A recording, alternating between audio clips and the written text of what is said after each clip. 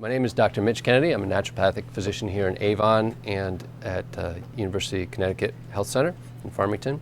And tonight we're here at Granby Village Health, owned and operated by Lori Lee Love. We're doing these talks at small independent health food stores because we believe that they are what support the local community and create community around health and wellness. And we want people to patronize them and support them as much as possible. So that's what we're doing. Tonight's talk is top 10 things you can do to prevent cancer. And yes, cancer is preventable. You don't hear a lot about it in the media, kind of bits and pieces or in waves of fashionable statements, like when Katie Couric got her colonoscopy, everybody's talking about colonoscopies and colon cancer. And we have breast cancer month, and we have colon cancer month, and lung cancer month. But cancer is definitely preventable. It is one of probably about 65 to 70% of chronic diseases that are known to be affected by diet and lifestyle. So if you take all the big long-term diseases that we have, like arthritis and osteoarthritis and heart disease, stroke, Alzheimer's, Parkinson's disease, those are all diet and lifestyle related. So 65 to 70% of all these long-term diseases that create a demand for very expensive health care at the end of our lives could be prevented with proper nutrition and exercise and lifestyle. So we're going to talk about how to do that for cancer. I've got 10 things. There's probably at least another 10 things. Certainly if you walk up and down these aisles, you'll see lots of good things that you can incorporate into both your diet and nutritional supplement regime that would help prevent cancer and prevent other diseases. But to keep it kind of focused tonight, we're going to pick the 10 that I think are the most powerful and maybe somewhat not so well known, and discuss a little bit of why and how they work. First thing, limit your sugar intake. Okay? Do any of you have a rough idea of how much sugar the average American consumes? Or the average amount of sugar an American consumes? Not the average per year? It's huge. It's somewhere, I've seen figures ranging from 13 pounds to 30 pounds. And that's not counting fruits. That's just refined white flour, white sugar. Not, I don't think they even count corn syrup, which is of course in a lot of different things.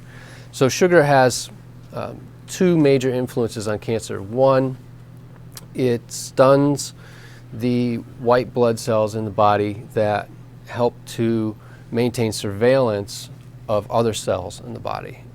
Most people probably don't know this, but you're creating precancerous or cancerous cells in your body every single day, and your immune system finds them and takes care of them. All right?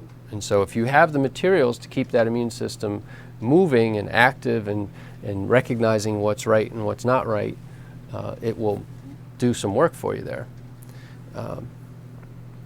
And a lot of that comes down to things like, are we getting good nutrition? Are we being exposed to chemicals that might cause our cells to change their DNA or their RNA? Are we doing things to our body that puts them under a great deal of stress? And sugar is one of those things. When you eat sugar, you get a sudden rush of energy. You get that sugar high, but that's also coincides with a depression in the activity of white blood cells. And so it stuns them. A lot of people get sick after Halloween. They get sick after Christmas or after Thanksgiving. They get sick after New Year's. That's a combination of the stress, the weather, and the diet. The diet being high in sugar. So that's the first part of the sugar equation. The second one is that tumors, once they get started, feed on sugar almost exclusively. Okay? So one of the leading treatments is to deprive tumors of sugar. And there are drugs that do that. There are diets that you can do that. There's other kinds of injectable therapies and things you can get over in Europe that will deprive tumors of sugar. And if you do that, then they can't grow because that's what they need to grow. So limit sugar intake. Well, what does that mean? No white refined sugars, obviously. That's the first one. Secondly would be search out and eliminate corn syrup. Now, corn syrup actually has mercury in it. And the reason it does is the process of taking the corn and extracting the sugar and making it into syrup requires a lot of heat and a lot of chemicals. And as a result of one of the chemical steps, this residual element of mercury gets introduced into the syrup. And it's very small amounts, but if you take a look at your standard grocery store and you look at all the things down there that have corn syrup in them, you know, the sodas and the waffles and the maple syrup and the, you know, pancake mixes and the biscuit mixes and the breads, it's just day after day after day you're getting hit with these tiny little bits of pollutants, mercury in particular. And so if you can eliminate that corn syrup, you're doing yourself two favors. One, you're doing the sugar elimination, and two, elimination of a toxic metal from your body. How many here eat bran muffins and oatmeal and other good whole grains? Good, good. So increasing fiber intake. Everybody pretty much knows that that's a good thing to keep the bowels moving. One of the reasons why is that the large intestine is our main excretory path for metabolized toxins. Okay, so let me back up on that. When you breathe in something like diesel exhaust or cigarette smoke or take a drink of alcohol, or let's say you're exposed to paint fumes if you're painting something, you breathe that in, it gets into your bloodstream, it goes through the liver. The liver processes it, dumps it out into either the urine or into the bile. The bile goes into the intestines. Okay? Part of that bile is used for digestion, and part of that is excreted with the bowel movement. So if you're not having a good bowel movement, then, you know, if you're constipated, that stuff that's sitting in the colon is going to get reabsorbed. And so you're going to be reabsorbing things that are supposed to be getting out. Things that could potentially cause cells to become mutated and divide rapidly and cause a tumor. So if you wanted to spend another couple hours here with me, we could go into environmental medicine, which is the field of toxins in the environment, how they affect our health and what kind of diseases they cause. And our exposure to these chemicals and our inability to get them out of the body is another big reasons that we have many of the diseases we do. So increasing fiber increases the mass of the bowel movement, increases the force of contraction of the large intestine, large colon, and helps us get a good big bowel movement out, and with it all those waste products. So how much fiber should we have? 25 grams. Or milligrams. There's a difference of about 1,000 there. The minimum RDA fiber allowance is 25 grams. 25 grams. A gram is about the weight of a paperclip. However, if you look at the studies that people have done on preventing colon cancer, the optimum is 70 grams. Yeah, so that's almost 2.5 times more. And most people don't get that. The average American gets about 10 to 13 grams.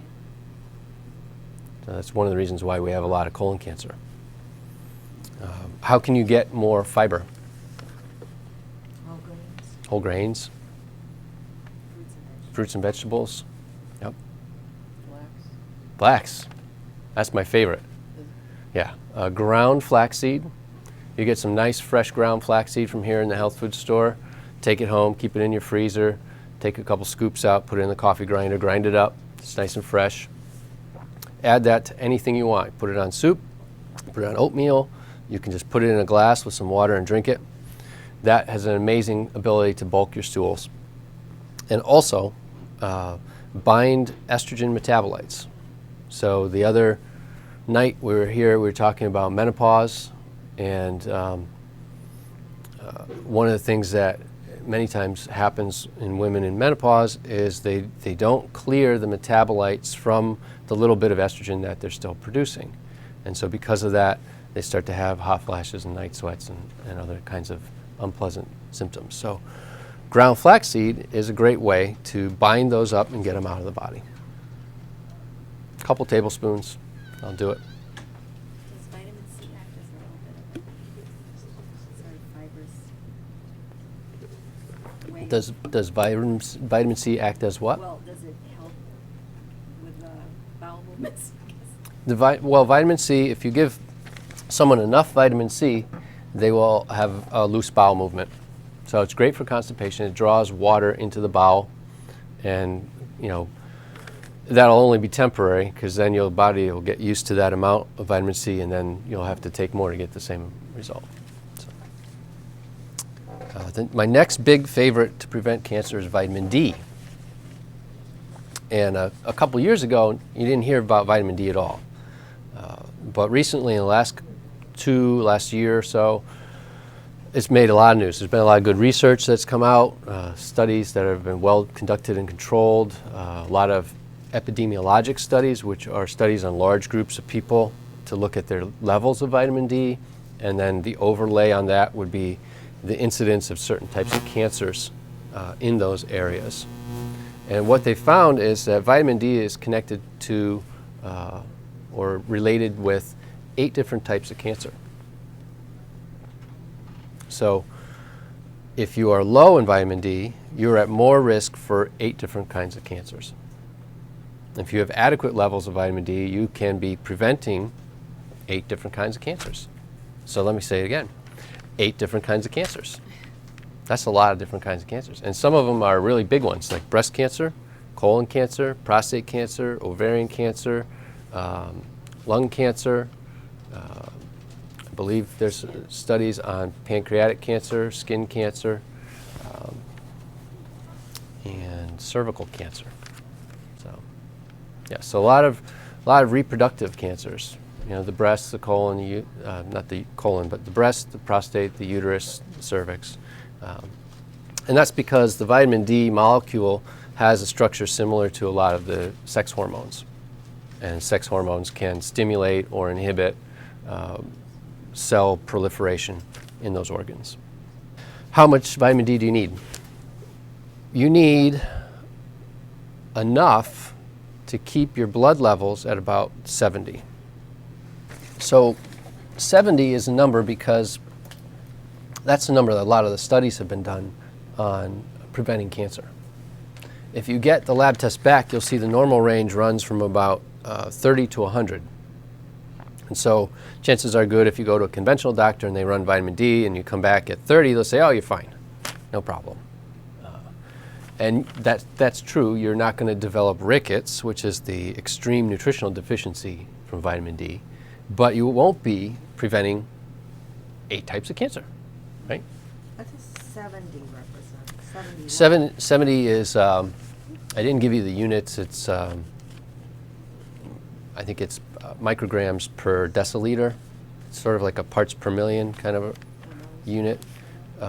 Yeah, and so you just need to know the number. Like when you get your cholesterol number and people say, oh, I'm 200, all you need to know is your number. You want to be at 70. Or higher? A little bit higher would be fine. Vitamin D is very safe, very low threshold of toxicity. It can build up. I usually tell people to take 2,000 a day from September to May. And then at the end of the winter, early spring, we usually test again to see where they are. Because if they go through the whole winter taking vitamin D and they still haven't raised their numbers, then they should probably take vitamin D for the rest of the year. And they should maybe look into either the absorption in the gut or possibly the genetic defect, which is known to occur in some people, which is the inability to have the vitamin D bind onto the receptors. So, but since it also can play a part in treating high blood pressure, wintertime depression, bone strength, all sorts of aches and pains are sometimes treated with vitamin D. So it's a really essential vitamin, and it's cheap and it's easy to get a hold of, and it's very safe. So the fourth thing is multivitamins. How many of you take a multivitamin every day? Well, if you don't, you should go see Lori, and she'll set you up. The reason you need a multivitamin, some people say, oh, I get everything I need from my food. Well, do you eat a complete and balanced meal every single day, every single meal? No, most people can't. They don't have the time to cook. They don't have the time to sit down and eat sometimes. And maybe they don't feel like eating or they don't feel like cooking. And so we tend to grab what's easy. And then, of course, if you go out to a restaurant, are you getting the freshest, cleanest, most nutritious food? Probably not.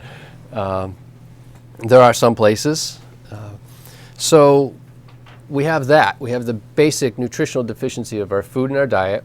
Then we have our lifestyle, which is, as we all know, very stress-free and calm and peaceful, right? No, never get any arguments, never getting frustrations, right? That's not your life? No, it's not mine either. So we have a demand to respond to those hormones and frustrations that get created when we're frustrated. And then there's what I had mentioned earlier, all the chemicals that we use in our environment. You know, we've got the cigarette smoke and the barbecue smoke, and we've got the exhaust, and we've got off-gassing from carpets and paints and perfumes and air fresheners. And all those things have to be processed by our body. Not to mention, if we're eating non-organic foods, we're getting pesticides, we might be getting genetically modified foods, things that our body may not know what to do with and has to process. So we need vitamins to do that. Because this organ over here, the liver, is the main powerhouse for cleansing the blood and getting rid of the stuff that shouldn't be in the blood. And to do that, it needs primarily B vitamins. So there's the multivitamin. You know, if you want to make it even more clear-cut and simple, take extra B vitamins. So that's folic acid and riboflavin, thiamine, biotin, pyridoxine, pantothenic acid. So you can get those in a B complex vitamin.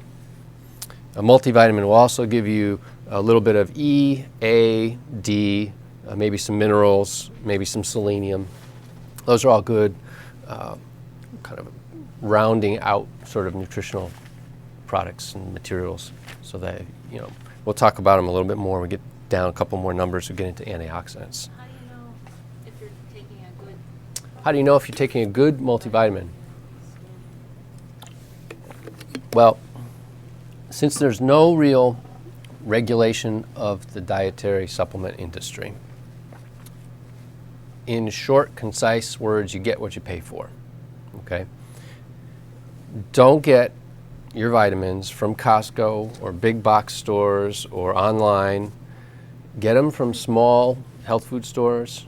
Get them from other doctors that have their own medicinaries, like naturopathic physicians or integrative medicine doctors, because quality matters. You're going to know that what's on the labels, what's inside the capsule at the amount that it's supposed to be on the label, and that it's not old and expired, and that there isn't anything that shouldn't be in there, you know, like mold or pesticides or heavy metals or sometimes even pharmaceuticals. You know, there's a lot of things that get passed off to the lesser quality supplements because nobody checks. For example, things that are very similar in name but very different in how they act can get confused at the level where you're buying cheap vitamins because nobody checks to make sure that the type of vitamin A you're taking is the one you should be taking, or that this herb that's supposed to help with your brain is actually the same species as the one that really does help with your brain. So pay a little more, shop at a place that you know you can count on the quality, and that's how you know what you want. Now, on top of that, you want things in capsules because capsules dissolve quicker and the powder inside disperses easily, or liquids. You get a liquid multivitamin or a liquid mineral supplement, it'll be absorbed better. So you'll get more out of that, whatever you're taking.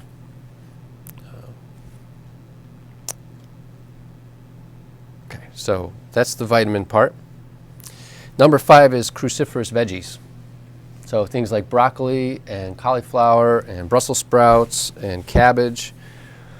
These have a compound in it called indole carbinol, and they help with the metabolizing of estrogens. And so this is pretty specific for breast cancer. But it also may have an impact on prostate cancer because prostate tissue is influenced by estrogen and testosterone. So what these compounds inside the cruciferous vegetables do is they make the hormones metabolize to a safe pathway, a non-cell proliferative pathway, a non-cancerous pathway.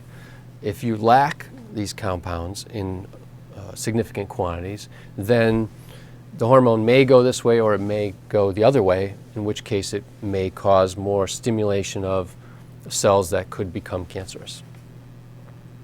So indole 3-carbinol is I3C is a supplement you can take, but you can get it also from eating broccoli and Brussels sprouts and good things like that. I'd say, if you're just preventing, if you're not actually trying to treat something, you can get away with maybe 1 to 2 servings a week. Per week, yeah. So not too many people like Brussels sprouts, but I do. And we had a president who didn't like broccoli, and so we're kind of pushing the boundaries when we start saying eat cruciferous vegetables, but they're really good for you, really, really beneficial. Okay, the next topic is huge, and we can do a whole night just on this. This is antioxidants. What do antioxidants do? They kill free radicals. Yep. Smart crowd. Yep, very smart crowd. So diseases of inflammation, which include arthritis, type 2 diabetes, cancers, of course, heart disease, are conditions where the body's process of healing has gone too far and is constantly creating chemicals that cause irritation throughout the body, generating these free radicals. Antioxidants will quench the free radicals and calm down this inflammation. So in the case of cancer, you have these cells that are rapidly multiplying. They're not very well organized, meaning that they don't necessarily look like the first cell that they came from. They might look totally different, but still be a breast cell or a prostate cell or a colon cell. So if you are generating all these cells and they're feeding off of the sugar that we talked about, sugar is also pro-inflammatory. We're creating this whole area around the cell that is inflamed. And one of the benefits to the tumor is that when things are inflamed, they get red, right? And that redness is blood coming to the area, right? So the tumor needs blood to grow, so it releases these pro-inflammatory things called cytokines and interleukins. And it's actually quite remarkable. It has mechanisms to sort of sustain itself once it reaches a certain mass. And so if we take antioxidants, we are counteracting the activity of those chemicals that the tumor puts out. So what are our antioxidants? Well, we've got vitamin C, right? Citrus, oranges, lemons, limes, grapefruit, kiwis. We've got vitamin E, right? That's a fat-soluble vitamin. Vitamin A, which is a fat-soluble vitamin. D is also an antioxidant to some degree. And then we've got things like CoQ10, right? CoQ10 is an antioxidant that's actually inside each and every cell of our body. So by keeping adequate amounts of that, we get protection at the inside of the cell. And then there's things like berries, right? Blueberries, blackberries, cherries, any of the dark fruits, okay? Those dark fruits have chemicals like proanthocyanidins, anthocyanidins, lutein, all these different, there's thousands of different antioxidant compounds in these fruits. And they all act on different pathways. There's 6 or 7 different oxidative pathways that typically happen in the body. And so there's classes of antioxidants that fit just those pathways. And if you are only taking vitamin C, you may only be addressing one pathway. So you want to take a blend of antioxidants. You want to be diverse. And how much should you have? You should have at the very minimum 5, and the very best would be 7 to 9 servings of fruits and vegetables a day. It's a lot. It essentially means we all should be trending towards vegetarianism in order to prevent our chronic diseases. Yep. Fruits have a lot of sugar. Fruits have natural sugar, and fruits such as blueberries are actually mildly hypoglycemic. So that means the sugar that is in them is counteracted by other compounds in the berry so that it doesn't raise your blood sugar as rapidly as if you were to take just a teaspoon of white sugar. So I'm not too concerned about most people eating more fruit, as far as the sugar goes. Generally not. Excuse me. Again, we're talking about prevention. So that's a whole different world than if you actually have a cancer. What about Alzheimer's, which is considered a type 3 diabetes? It's definitely an inflammatory disease, inflammation of brain tissue. So too much fruit wouldn't stimulate that? Well, it sort of depends on how it's eaten. If you're trying to prevent Alzheimer's, then obviously you mix your fruit with your vegetables and the rest of your meal. If you're going to become a fruitarian and you're just going to eat fruit all the time, that may not be good for you if you are already diagnosed with Alzheimer's. But fructose from fruit is different than glucose, which is different than sucrose. There's different types of sugars. Some of them break down very quickly and some don't. The glycemic index is an estimate of how quickly a substance will convert from its carbohydrate form into simple sugars, which is basically taking the large carbohydrate molecule and chopping it into little bits. So they always rate potatoes as like 100, and then you compare everything against a potato because a potato breaks down very quickly. Things like yams don't break down as quickly as a potato does, which is one of the reasons why sometimes people use yams as part of their diet when they're trying to control their sugars. So those are antioxidants. And like I said, we could spend a couple hours talking about antioxidants because there's just so many. I mean, selenium is a trace mineral. It's also an antioxidant. Glutathione, which you can take as a supplement, is also an antioxidant. There's just so many different things that are out there that do this process that you just need to make sure that you're getting a variety of them all the time. The next thing, number 7, is exercise. And the reason exercise prevents cancer is many-fold. One, it helps regulate the cortisol rhythm in your body and the melatonin rhythm in your body. These are two what are called circadian rhythms. They're daily rhythms. Cortisol is low at night and high during the day. And cortisol is the fight or flight hormone, right? If someone cuts you off, you go, "Argh!" That's your cortisol gets pumped up right then. You're under a stressful deadline to get here on time to give a talk, and cortisol gets going. Driving through traffic, I got to get here. I wasn't rushed. But that's the cortisol response, and that should follow a curve so that you can go to sleep at night. Because if you were like this all the time, you'd never be able to get to sleep. Opposite that is the melatonin rhythm. And so melatonin is high at night and low during the middle of the day.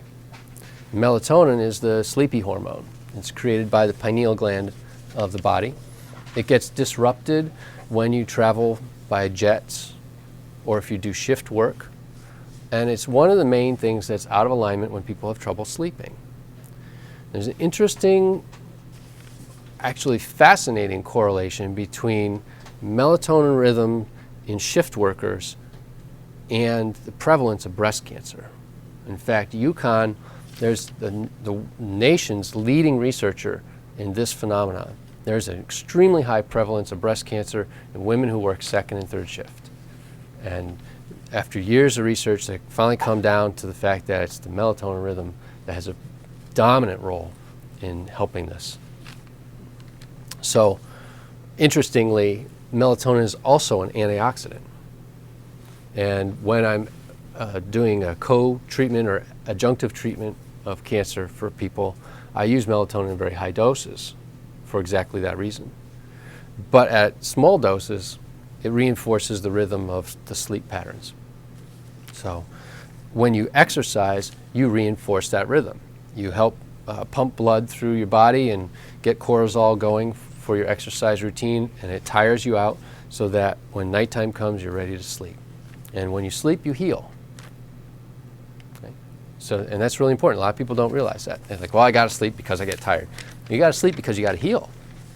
Every day, you know, you wear and tear on your body, eating things you shouldn't eat or drinking things you shouldn't drink or whatever, feeling frustrated. You need time to rest, recharge, and heal yourself. And we only do that when we're in the parasympathetic mode, right? Sympathetic mode is the fight or flight. Parasympathetic mode is the feed and breed. Okay? So when you're relaxed, when you're eating slowly and in a calm manner, or when you're sleeping, you're in the parasympathetic mode and you're healing. So to get a good balance between those two nervous systems, you need to exercise because it helps retrain the nervous system. Did you say feed or breed? Feed and breed, yes. So you're parasympathetic mode when you're having sex? Yes, sir. Yes, ma'am. Oh. Yep. So how much exercise? Well, the minimum is 20 minutes 3 times a week. Better if you're doing it every day. If you do it every day, you'll increase your metabolism at a consistent rate, and that will aid in weight loss, and that will aid in more permanent changes. If you can only manage 3 times a week, then you're going to kind of maintain your status, but not necessarily improve. And then on the other side of the exercise is sleep. So sleep is number 8. And sleep is vastly, vastly underrated in this country. Everybody is tired. The studies that sleep scientists have done on people show that we can store a memory of how much sleep we got for at least 3 weeks. So if you missed a night of sleep or you got a bad night of sleep, your body remembers that for at least 3 weeks. Now, you might be saying, well, why 3 weeks? It's like, well, because in order to figure this out, they have to put people into experimental sleep chambers and deprive them of sleep. And it's considered inhumane to do that for longer than 3 weeks. So we really don't know how long the body remembers when it didn't get enough sleep. You know, is it just 3 weeks, or is it a month? Is it 6 months? Is it 6 years? But we know that the body has a memory of how much sleep it has and hasn't gotten. And so if you can consistently get 8 hours a night, you're going to go a long way towards reinforcing those rhythms I was talking about, in particular this time the melatonin rhythm. Did you say 6 hours of sleep? 8. Oh. 8. And everybody, with only very rare exception, needs 8. People who are elderly and young children need more. Teenagers tend to need more. People in their late teens all the way into their early 60s and 70s can get by with 8. Naps are great. If you feel like you need a nap, you should probably take a nap. Take a siesta. Now, in addition to quantity, we also need to talk about quality of sleep. Okay, so quality of sleep means how hygienic is our sleep environment? Is there noise? Are there other people or other beings like dogs or cats interrupting our sleep? Is there extra light? Is that alarm clock glowing right at our face all night long? And a good test for the light levels is to hold your hand out in front of you, and if you can see your fingers wiggle, there's too much light in your bedroom. So you might have to put up room darkening shades. You might have to maybe even sleep with eye patches. But the melatonin hormone is created right behind the eyeballs at the pineal gland. So it's very sensitive to changes in light, because that light comes in through the eyes and can actually send impulses past the gland when it goes to the vision cortex in the back of the head. So good sleep hygiene, proper amount every day, helps prevent cancer. Okay. Number 9 and 10 are somewhat similar. 9 is stress management. We're never ever taught in school how to manage our stress. You can't go through life without there being stress, so the best you can do is learn how to manage it and cope. There's lots of ways you can do it. You can do it with yoga, tai chi, deep breathing, exercise. There's a long list, and everybody's different, so everybody might need a different technique. So if you don't have any of these skills, start learning them now, because the more stress you're under, the more cortisol gets produced, the more inflammation gets produced, the more likely you are to develop cancer. So that's the kind of the direct chain. Not to mention that cortisol also suppresses the immune system just like sugar does. And then another component to this, which is not usually talked about, is the spiritual or forgiveness component to it. Any of you familiar with Louise Hay and her work? She's a medical intuitive. She's been doing this for 30 some odd years. She has a number of books. She lectures on PBS during their fundraising quite frequently. And there seems to be correlations between certain belief patterns and the development of certain diseases. And so if you want to know more about that, I'd suggest looking up Louise Hay and checking into her. There's a number of other people who also say similar things.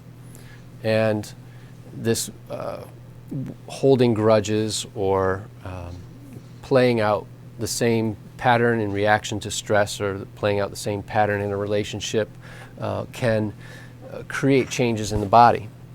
That's the core philosophy behind this, is that what you think is what you become. So if you're an angry person all the time, or a grumpy, grouchy person all the time, you're going to eventually have irritated liver. Because in Chinese medicine anyway, the emotion of anger corresponds directly to the liver. And you can see in literature, he was a bilious character, for example, a reference to bile and the bitterness of bile. So there's a lot of contextual type of ideas that come down into health care. And when we're talking about preventing disease and preventing cancer, you have to do the exercise and the eating and the nutrition, but you got to dig a little deeper too. You got to get down into that mental and spiritual component and the energetic component. And that's really what we're talking about, is energy. So the concept of forgiveness is an easy one to kind of grasp and explain. So if there's things you're holding on to, try an exercise in forgiveness and see if that lightens your load and takes your mind off of problems that you might otherwise be continually turning over and and kind of solidifying into a physical entity. So, kind of a deep thing to end on, but that is the 10 big steps to prevent cancer. We definitely have to talk about that energetic component. So with that, we'll take some questions. So what is the influence of portion size or caloric intake on disease, and why do some spiritual leaders only eat small portions? Well, I could tell you that the Life Extension Foundation, lef.org, is one of the leading researchers on caloric restriction and longevity, meaning there are guidelines for how many calories a day you need to eat to maintain your muscle mass. What they found is if you make those calories be more nutritious and more nutrient dense, you can reduce the number of calories, and you can maybe even reduce the types of foods you eat.